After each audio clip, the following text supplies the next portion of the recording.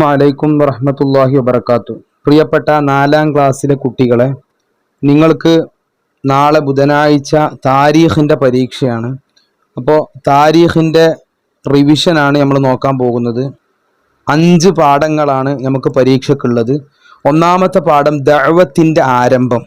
ഈ പാഠത്തിലെ പ്രധാനപ്പെട്ട കാര്യങ്ങൾ അഥവാ കഴിഞ്ഞ വർഷത്തെ പരീക്ഷയ്ക്ക് വന്ന ചോദ്യങ്ങൾ അതെന്തായാലും നമ്മൾ പഠിക്കണം. അത് പഠിച്ചിട്ടേ നമ്മൾ പരീക്ഷയ്ക്ക് പോകാൻ പാടുള്ളൂ. അതുകൊണ്ട് തന്നെ കഴിഞ്ഞ വർഷം വന്ന ഏറ്റവും പ്രധാനപ്പെട്ട ചോദ്യങ്ങൾ. ഒന്നാമത്തെ ചോദ്യം, രഹസ്യമായി പ്രബോധനം നടത്തിയ വർഷം എത്രയാണ്? 3 വർഷക്കാലമാണ് നബി സല്ലല്ലാഹു അലൈഹി വസല്ലം തങ്ങൾ മക്കയിൽ രഹസ്യമായി ക്ഷണം നടത്തി ഇസ്ലാമിലേക്ക് ജനങ്ങളെ ക്ഷണിച്ചത്. രണ്ടാമത്തെ ചോദ്യം, ഇങ്ങനെ രഹസ്യമായി പ്രബോധനം നടത്തി 3 വർഷക്കാലം, അങ്ങനെ അതിൻ്റെ ഫലമായി ഡാഷ് എന്തുണ്ടായി?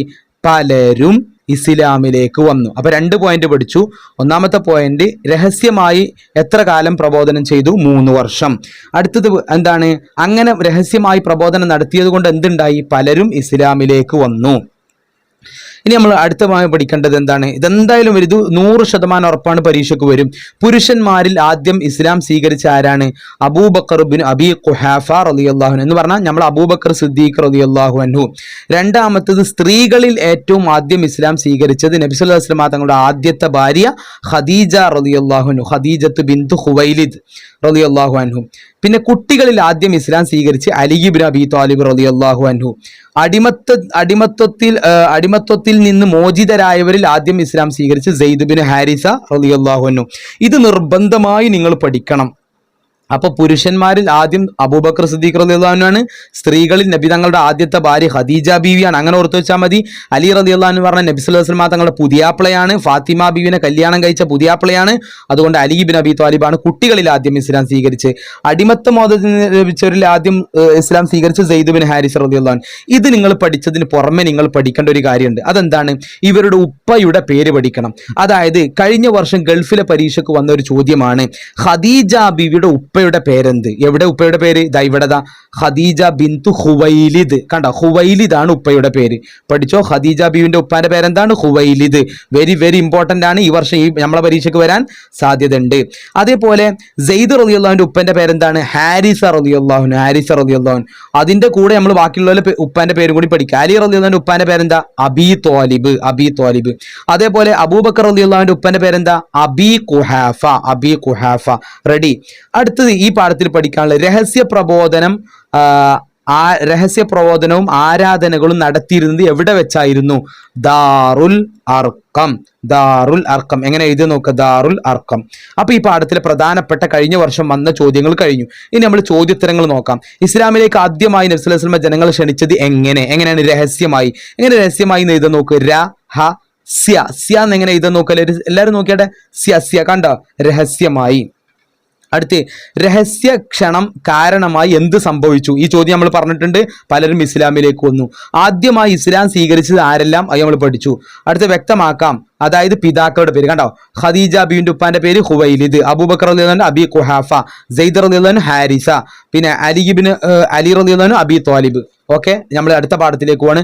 പരസ്യ പ്രബോധനം. അപ്പൊ കഴിഞ്ഞ പാഠത്തിൽ നമ്മൾ രഹസ്യ പ്രബോധനമായിരുന്നു. ഈ പാഠത്തിൽ നമ്മൾ എന്താണ്? പരസ്യ പ്രബോധനമാണ് പഠിക്കുന്നത്.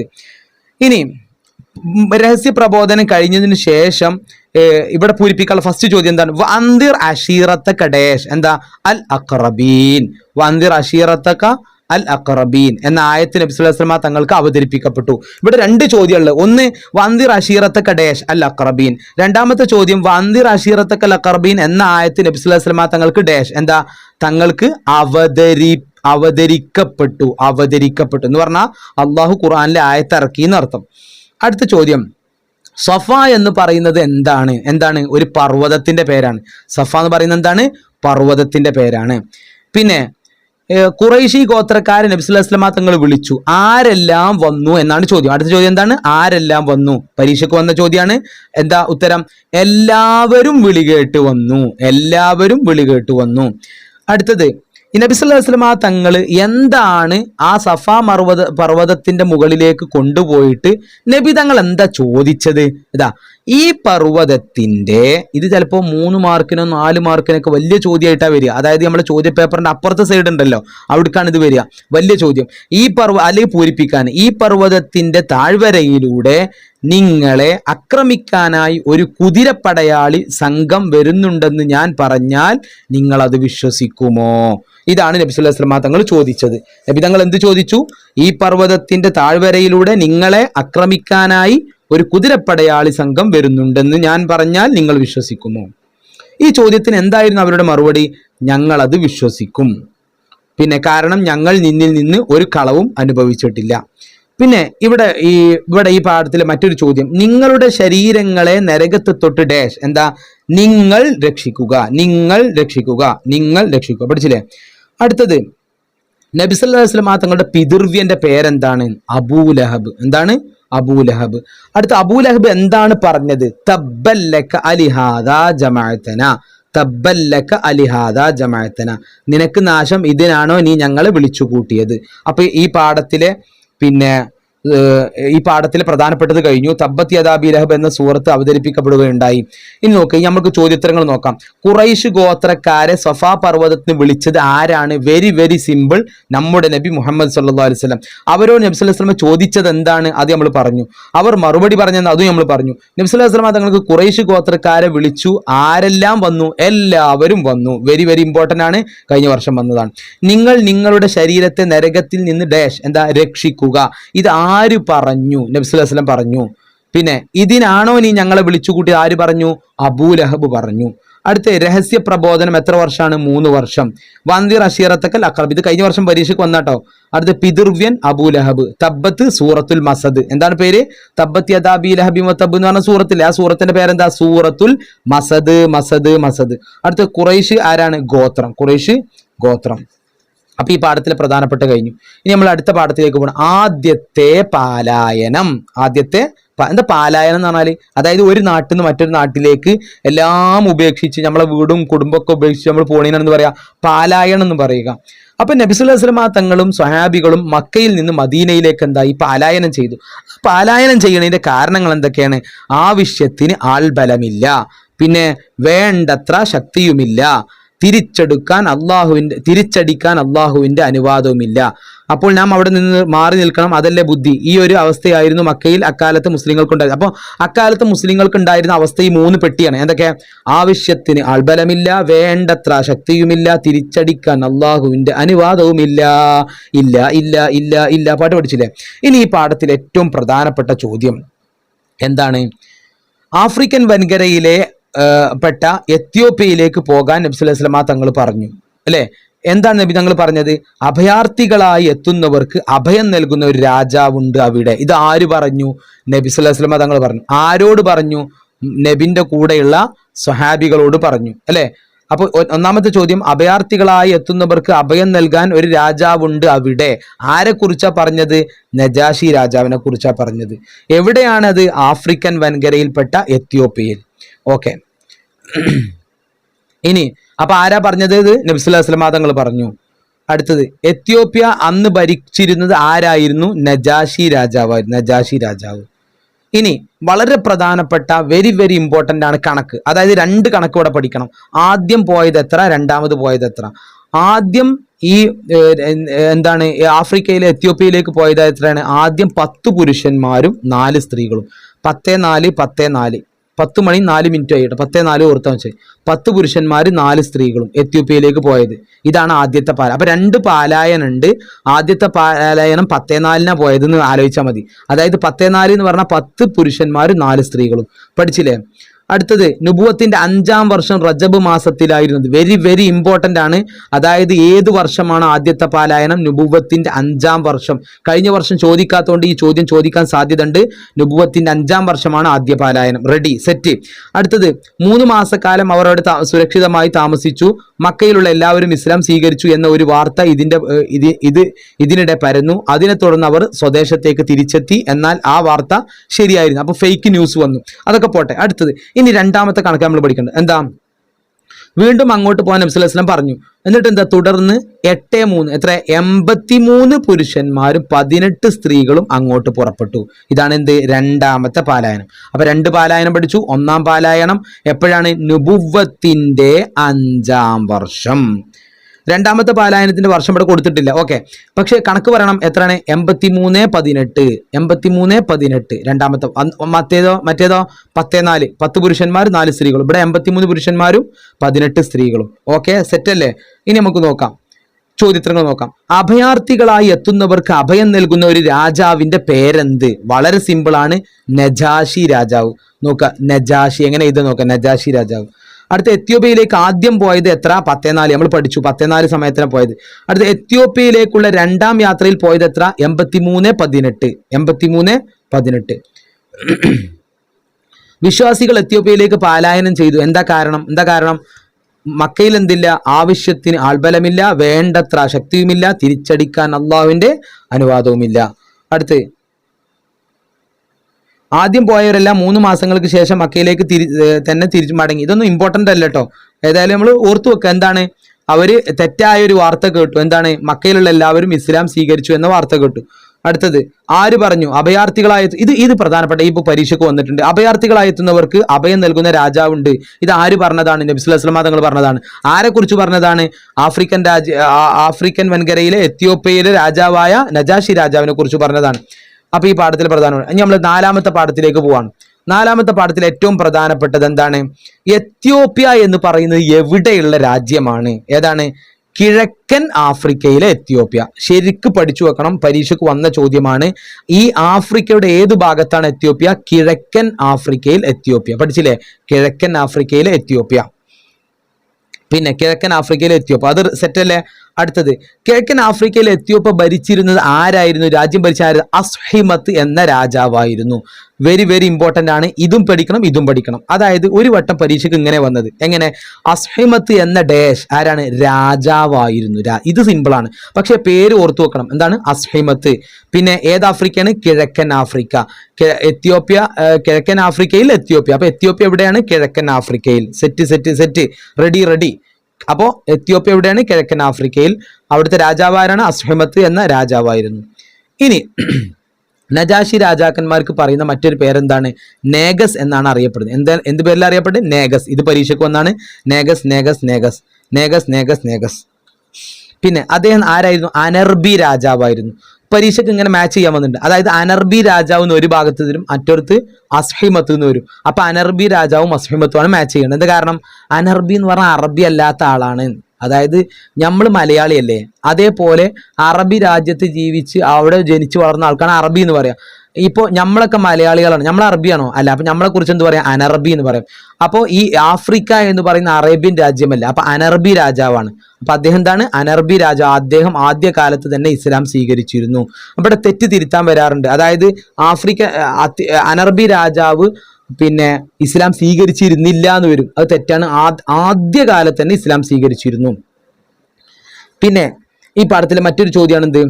സ്നേഹിക്കുകയും സഹായിക്കുകയും ചെയ്തു. അതായത് എത്യോപ്യയിലെത്തിയ മുസ്ലിങ്ങളെ അദ്ദേഹം എന്ത് ചെയ്തു? വെരി വെരി ഇമ്പോർട്ടന്റ് ക്വസ്റ്റ്യൻ ആണ്. ഉത്തരം എന്താ? സ്നേഹിക്കുകയും സഹായിക്കുകയും ചെയ്തു. എഴുതാൻ പഠിക്കുക. സ്നേഹിക്കുകയും സഹായിക്കുകയും ചെയ്തു. ഇനി ഈ പാഠത്തിൽ പ്രധാനപ്പെട്ട ചോദ്യം എന്താണ്? നബി സല്ലല്ലാഹു അലൈഹി വസല്ലമ തങ്ങൾ ഉമ്മു ഹബീബ എന്ന റംല റളിയല്ലാഹുവിനെ വിവാഹം ചെയ്തപ്പോൾ നബി സല്ലല്ലാഹു അലൈഹി വസല്ലം തങ്ങൾക്ക് വേണ്ടി ബഹർ നൽകിയത് ആരായിരുന്നു? നജാഷി ആയിരുന്നു. ഇവിടെ 3-4 ചോദ്യങ്ങളാണല്ലോ. ഒന്നാമത്തെ ചോദ്യം, ആരാണ് ഉമ്മു ഹബീബയെ കല്യാണം കഴിക്കുന്നത്? നബി സല്ലല്ലാഹു അലൈഹി വസല്ലമ തങ്ങൾ. സെറ്റ് അല്ലേ? സെറ്റ്. രണ്ടാമത്തെ ചോദ്യം, ഉമ്മു ഹബീബ എന്ന ഡാഷ് ആരാണ്? റംല.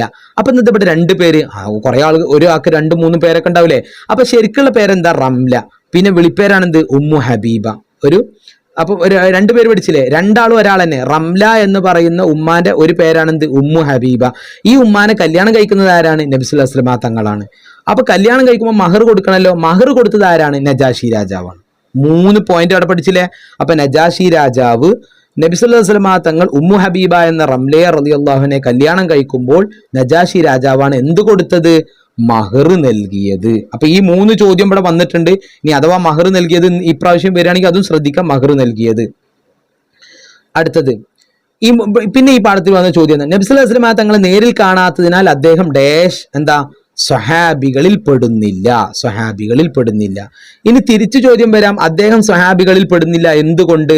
നബി സല്ലല്ലാഹു അലൈഹി വസല്ലമയെ നേരിൽ കാണാത്തതിനാൽ.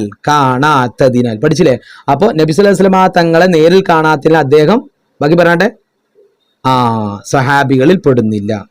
അടുത്തത് ഹിജ്റ 9-ാം വർഷം അദ്ദേഹം വഫാത്തായി. വെരി വെരി ഇമ്പോർട്ടന്റ് ആണ്, വർഷം ഓർത്തു വെച്ചോ. ഹിജ്റ 9. നേരത്തെ ഒരു വർഷം നമ്മൾ പഠിച്ചു, നുബുവത്തിന്റെ 5-ാം വർഷം. അതെന്തായിരുന്നു? നുബുവത്തിന്റെ 5-ാം വർഷമാണ് മക്കയിൽ നിന്ന് എവിടേക്ക് പലായനം ചെയ്തത്? എത്യോപ്യയിലേക്ക് പലായനം പോയത് അല്ലെ? ഇവിടെ പറയുന്നത് ഹിജ്റ 9-ാം വർഷം അദ്ദേഹം വഫാത്തായി. ആര്? നജാഷി രാജാവ്. വിവരം അറിഞ്ഞ നബി സല്ലല്ലാഹു അലൈഹി വസല്ലം എന്ത് ചെയ്തു? ചോദ്യമാണ്. എന്താ? നബി സല്ലല്ലാഹു അലൈഹി വസല്ലം അദ്ദേഹത്തിന്റെ മേൽ മയ്യത്ത് നിസ്കരിച്ചിട്ടുണ്ട്. ഉത്തരം പഠിച്ചില്ലേ? വിവരം അറിഞ്ഞ നബി സല്ലല്ലാഹു അലൈഹി വസല്ലം എന്ത് ചെയ്തു? നബി സല്ലല്ലാഹു അലൈഹി വസല്ലം അദ്ദേഹത്തിന്റെ മേൽ മയ്യത്ത് നിസ്കരിച്ചിട്ടുണ്ട്. അപ്പൊ ഈ പാഠത്തിൽ പ്രധാനപ്പെട്ട കഴിഞ്ഞ വർഷം വന്ന ചോദ്യങ്ങളൊക്കെ കഴിഞ്ഞു. ഞാൻ ഒരു കാര്യം ഉറപ്പ് പറയാ, കഴിഞ്ഞ വർഷം വന്ന അതേ ചോദ്യങ്ങൾ തന്നെയാണ്, ആ ഭാഗത്തു നിന്നുള്ള ചോദ്യങ്ങൾ തന്നെ വരിക. അതൊന്നും തിരിച്ചിട്ടിട്ട് ചോദിക്കും, അത്രേ ഉള്ളൂ. അപ്പൊ അത് നമ്മൾ തിരിച്ചും മറിച്ചും പഠിച്ചു കഴിഞ്ഞാൽ നമ്മൾക്ക് ഫുൾ മാർക്ക് സെറ്റ്. അടുത്ത് നോക്കുക, ഇത് ഇത് മാച്ച് ചെയ്യാനാണ്. രാജാവ് ഏതാ? രാജാവ് നജാഷി രാജാവ്. എത്യോപ്യ എന്താണ്? ആഫ്രിക്ക. Ethiopia Africa. അടുത്തത് ഉമ്മു ഹബീബ ആരാണ്? റംല റളിയല്ലാഹു അൻഹ. പിന്നെ വഫാത്ത് ആരാ? ഹിജ്റ 9 അല്ലെ? ആര് മരിച്ചു? ആര് വഫാത്തായി? നമ്മളെ നജാഷി രാജാവ്. അടുത്ത മഹർ, വിവാഹത്തിനല്ലേ മഹർ കൊടുക്കല്? ഓക്കെ. നജാഷി രാജാവിന്റെ പേരെന്ത്? എന്താ നജാഷി രാജാവിന്റെ പേര്? ശരിക്കും ശ്രദ്ധിക്കണേ. നജാഷി രാജാവിന്റെ പേരെന്താ? ഇതാ അസ്ഹിമത്ത് എന്നാണ് പേര്. എന്താ പേര്? അസ്ഹിമത്ത് എന്ന രാജാവായിരുന്നു. അദ്ദേഹമാണ് കഴിഞ്ഞ പാഠത്തിൽ ഞാൻ പഠിച്ച നജാഷി രാജാവ്. കട. അപ്പൊ നജാഷി രാജാവ് എന്ന് പറഞ്ഞ ആരാണ്? അസ്ഹിമത്ത്. അപ്പൊ നിങ്ങൾ ഉത്തരം നേഗസ് എഴുതരുതേ. നേഗസ് എഴുതിയ ഉത്തരം തെറ്റ്. അപ്പൊ പിന്നെ നേഗസ് എന്ന് പറഞ്ഞാൽ എന്താ? നജാഷി നേഗസ് എന്നാണ് അറിയപ്പെടുന്നത്. എത്യോപ്യയിലെ രാജാക്കന്മാർക്കാണ് നേഗസ് എന്ന് അറിയപ്പെടുന്നത്. എങ്ങനെ മനസ്സിലാക്കണം? അതായത് അവിടെ ഉണ്ടാകുന്ന രാജാക്കന്മാർക്കൊക്കെ എന്ത് പറയും? നേഗസ് എന്ന് പറയും. ഇപ്പൊ നമ്മളെ നാട്ടിൽ മുഖ്യമന്ത്രി എന്ന് പറയില്ലേ? പ്രധാനമായിട്ട് നമ്മളെ രാജ്യം നോക്കുന്ന ആൾക്ക്, അല്ലെങ്കിൽ നമ്മളെ കേരളം നോക്കുന്ന ആൾക്ക് മുഖ്യമന്ത്രി എന്ന് പറയും. അതേപോലെ തന്നെ ഈ ആഫ്രിക്ക ഭരിക്കുന്ന പ്രധാനപ്പെട്ട ആൾക്ക് എന്താ പറയുക? നേഗസ് എന്നാ പറയുക. ഓക്കെ. ആ എത്യോപ്യയിലെ രാജാക്കന്മാർക്ക് എന്താ പറയാ? നേഗസ് അല്ലെ? അടുത്ത രാജാവാണ്. രാജാവിന് എന്താ പറയാ? നേഗസ്. പക്ഷെ രാജാവിന്റെ പേരെന്താ ചോദിച്ചാൽ എന്താ പറയേണ്ടത്? അസ്ഹിമത്ത്. സെറ്റ്. അടുത്ത എത്യോപ്യ രാജാക്കന്മാർക്ക് പറയുന്നപ്പെടുന്ന പേരെന്താണോ? നേഗസിന്റെ സ്പെല്ലിംഗ് ഒക്കെ നോക്കിയില്ല എല്ലാവരും? നേഗസ്. അടുത്തത് ഉമ്മു ഹബീബ റളിയല്ലാഹു അൻഹ വിവാഹത്തിന് മഹർ നൽകിയത് ആരാണ്? വെരി വെരി സിമ്പിൾ, നജാഷി രാജാവ്. നജാഷിയുടെ മരണ വാർത്ത അറിഞ്ഞ നബി സല്ലല്ലാഹു അലൈഹി വസല്ലം എന്ത് ചെയ്തു? കഴിഞ്ഞ വർഷം വന്ന ചോദ്യമാണ്. എന്ത് ചെയ്തു? വിവരം അറിഞ്ഞ നബി സല്ലല്ലാഹു അലൈഹി വസല്ലം അദ്ദേഹത്തിന്റെ മേൽ മയ്യത്ത് നിസ്കരിച്ചു. അടുത്തത് 5-ാമത്തെ പാഠം അല്ലെ? ഉപരോധം. എത്ര പാഠമുണ്ട് നമ്മൾ പറഞ്ഞത്? ലാസ്റ്റ് പാഠമാണ് അല്ലെ? 5-ാം പാഠം ഉപരോധം. ഈ പാഠത്തിലെ ഏറ്റവും പ്രധാനപ്പെട്ട ചോദ്യം എന്താണ്? ഇതാണ് ഏറ്റവും പ്രധാനപ്പെട്ട ചോദ്യം. അതായത് നബി സല്ലല്ലാഹു അലൈഹി വസല്ലമ തങ്ങള് അത് എന്താണ്? 3-ാം നാള് ഖദീജ ബീവിയും എന്താ? വഫാത്തായി. അതായത് അബൂ ത്വാലിബിന്റെ രോഗം ബാധിച്ച് അദ്ദേഹം മരണപ്പെട്ടു. അദ്ദേഹത്തിന്റെ മരണത്തിന്റെ 3-ാം നാൾ കണ്ണൂക്കിന്റെ അന്ന് ആര് വഫാത്തായി? ഖദീജ ബീവി വഫാത്തായി. അപ്പോൾ മരണത്തിന്റെ 3-ാം നാൾ ഖദീജ റളിയല്ലാഹു അൻഹ എന്താ? വഫാത്തായി. പിന്നെ ഇവിടെ തെറ്റ് തിരുത്താനാ വരിക. ആമുൽ ഹുസ്ന് അഥവാ ദുഃഖവർഷം എന്ന് പറയാനുണ്ടായ കാരണം എന്താ? 2 ആളുടെ മരണമാണ്. ആരൊക്കെ മരിച്ചത് ശരിക്കും ശ്രദ്ധിക്കണം. പിതൃവ്യന്റെയും പത്നിയുടെയും. എന്താ പത്നി പറഞ്ഞാൽ? ഭാര്യ. പിതൃവ്യൻ എന്ന് പറഞ്ഞാൽ ഉപ്പാന്റെ എളാപ്പ അല്ലെങ്കിൽ മൂത്താപ്പ. അപ്പൊ പിതൃവ്യന്റെയും പത്നിയുടെയും ദേഹവിയോഗമാണ് നബി സല്ലല്ലാഹു അലൈഹി വസല്ലം തങ്ങളെ ഏറെ വേദനിപ്പിച്ച്. ആരുടെ ദേഹവിയോഗമാണ്? ദേഹവിയോഗം എന്ന് പറഞ്ഞാൽ മരിക്കുക. അപ്പോൾ ആരുടെ ദേഹവിയോഗമാണ്? പിതൃവ്യന്റെയും പത്നിയുടെയും ദേഹവിയോഗം. വേറെ ആരുടെ അല്ല കേട്ടോ. തെറ്റിതിരുത്താൻ വന്നിട്ടുണ്ട് ഈ ചോദ്യം. അടുത്തത് അതിനാലാണ് അതിനെന്ത് പറയുന്നത്? ആമുൽ ഹുസ്ൻ എന്ന് പറയുന്നത്. ഇനി വേറൊരു ചോദ്യം. ആമുൽ ഹുസ്ൻ എന്താ? ദുഃഖവർഷം. എങ്ങനെ ദുഃഖാന്ന് എഴുതണ നോക്ക്? ദുഃഖവർഷം. കണ്ടോ? ഇത് നുബുവത്തിന്റെ എത്രാം വർഷമായിരുന്നു? 10-ാം വർഷമായിരുന്നു. ഇവിടെ സെറ്റായ ഒരു കാര്യമുണ്ട്. അതായത് കഴിഞ്ഞ വർഷം ഈ പാഠത്തിന് വന്ന ചോദ്യങ്ങൾ ഇത്രയേ ഉള്ളൂ. ഇനി നമ്മൾ എന്ത് ചെയ്യണം? ഈ പാഠത്തിലെ പ്രധാനപ്പെട്ട ചോദ്യങ്ങൾ നോക്കണം. 1-ാമത്തെ ചോദ്യം നോക്കാം. ഖുറൈശികൾ നബി സല്ലല്ലാഹു അലൈഹി വസല്ലം തങ്ങൾക്കും കുടുംബത്തിന്റെയും എതിരെ ഉപരോധം ഏർപ്പെടുത്തി. എന്താണ് കാരണം? ഏർപ്പെടുത്താനുണ്ടായ കാരണം എന്താണ്? ഇതാ, ഖുറൈശികൾ നബി സല്ലല്ലാഹു അലൈഹി വസല്ലമയുടെ രക്ഷകർത്താവായ അബൂ ത്വാലിബിനെ ചെന്ന് കണ്ടു. തങ്ങൾക്ക് മുഹമ്മദിനെ വിട്ടുതരണം എന്ന് അവർ ആവശ്യപ്പെട്ടു. അപ്പൊ എന്താ അവർ ആവശ്യപ്പെട്ടത്? ഖുറൈശികൾ അബൂ ത്വാലിബിനെ എന്ത് ചെയ്തു? കണ്ടിട്ട് പറഞ്ഞെന്ത്? മുഹമ്മദിനെ ഞങ്ങൾക്ക് വിട്ടുതരണം. അബൂ ത്വാലിബ് അത് നിരാകരിച്ചു. ഇതാണ് ഉപരോധത്തിന് കാരണം. ഇവിടെ വേറൊരു ചോദ്യം വന്നിട്ടുണ്ട് കഴിഞ്ഞ വർഷം. അതായത് നബി തങ്ങളുടെ രക്ഷിതാവ് ആരാണ്? രക്ഷകർത്താവ് ആരാണ്? ആരാ രക്ഷകർത്താവ്? അബൂ ത്വാലിബ്. മാച്ച് ചെയ്യാൻ വന്നതാണ്. നബി തങ്ങളുടെ രക്ഷകർത്താവ് ആരാണ്? അബൂ ത്വാലിബ്. ഓർത്തു വെച്ചില്ലേ? അത് റെഡിയായി.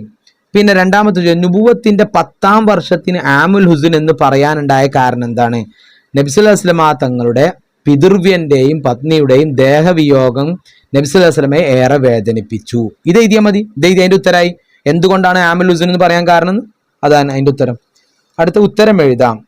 എത്ര വർഷമാണ് നബി സല്ലല്ലാഹു അലൈഹി വസല്ലമക്കും കുടുംബത്തിനും മലഞ്ചെരുവിൽ കഴിയേണ്ടി വന്നത്? ഇതാ കണ്ടോ, 3 വർഷത്തോളം കഴിഞ്ഞു കൂടേണ്ടി വന്നു. എത്ര വർഷം? 3. പഠിച്ചില്ലേ? 3 വർഷം.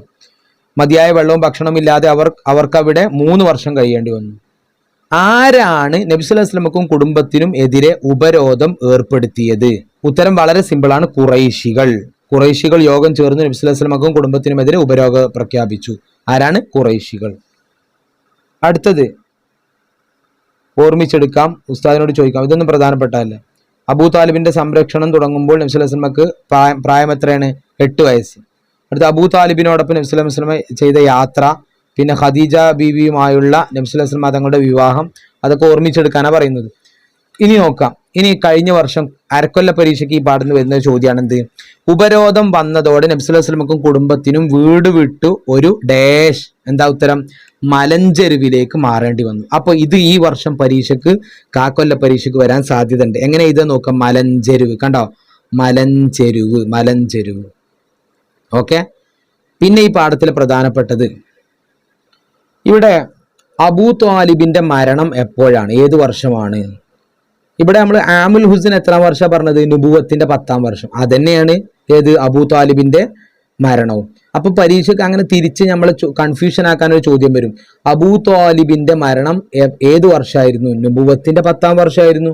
ഇനി അതേപോലെ തന്നെ പത്നി ഖദീജ ബീവിയുടെ വഫാത്ത് എത്രാം വർഷമായിരുന്നു ചോദിച്ചാലും 10-ാം വർഷം തന്നെ. ആമുൽ ഹുസ്ൻ എപ്പോഴാണെന്ന് ചോദിച്ചാലും 10-ാം വർഷം തന്നെ. എല്ലാം ഒന്ന് തന്നെയാണ് ഉത്തരം. അത് സെറ്റ്. പിന്നെ എങ്ങനെയാണ് ഉപരോധത്തിന് പിൻവലിഞ്ഞത്? എന്താ? 3 വർഷം ഉപരോധം ഉണ്ടായിരുന്നത്. അവസാനം ഖുറൈശികൾ തന്നെ മനം നൊന്ത് ഉപരോധം പിൻവലിച്ചു. എന്താണ്? ഖുറൈശികൾ തന്നെ മനം നൊന്ത് ഉപരോധം പിൻവലിച്ചു. പിന്നെ ഉപരോധം അവരെന്ത് ചെയ്തു? കഅബയിൽ കെട്ടി തൂക്കി, അല്ലെ? അവരെഴുതി കഅബയിൽ തൂക്കുകയും ചെയ്തു. അത് ഓർത്തു വെക്കുക. പിന്നെ ഇവിടെ വരാൻ സാധ്യതയുള്ള ചോദ്യം, പക്ഷേ നബി സല്ലല്ലാഹു അലൈഹി വസല്ലമയും സ്വഹാബത്തും പ്രബോധനത്തിൽ നിന്ന് ഡാഷ്, എന്താ? പിന്മാറിയില്ല. അല്ലെങ്കിൽ പ്രബോധനത്തിൽ, ഇത് രണ്ടാലൊന്ന് പൂരിപ്പിക്കാൻ വരാൻ സാധ്യതയുണ്ട്. പ്രബോധനത്തിൽ നിന്ന് പിന്മാറിയില്ല. അപ്പൊ ഈ പാഠം നമ്മൾ പഠിച്ചു കഴിഞ്ഞു. ഇൻഷാ അല്ലാഹ്. അള്ളാഹു എല്ലാവർക്കും താരീഖ് വളരെ എളുപ്പമുള്ള 50-ൽ 50 മാർക്കും വാങ്ങാൻ കഴിയുന്ന പരീക്ഷ ആക്കി തരുമാറാവട്ടെ. അസ്സലാമു അലൈക്കും വറഹ്മത്തുള്ളാഹി.